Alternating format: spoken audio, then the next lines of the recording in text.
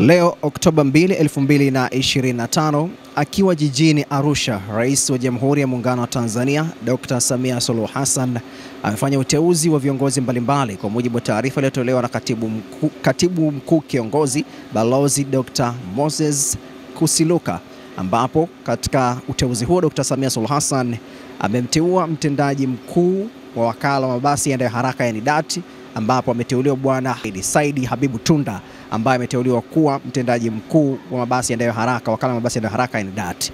Lakini Bwana Tunda amechukua nafasi ya Dr. Athman Kihamia ambaye uteuzi wake umetenguliwa.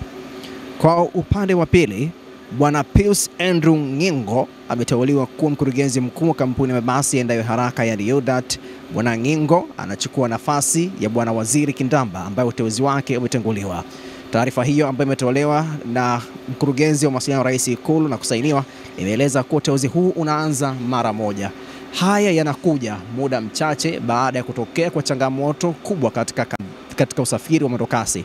Ikumbukwe siku ya jana ya Oktoba 1, 2025, wananchi wa eneo la Kimara walipata nafasi ya kutembelewa na mkuu wa mkoa wa Dar es Salaam Albert Chalamila, ambaye katika kuwatembelea aliahidi serikali itatoa changamoto ya mwendokasi.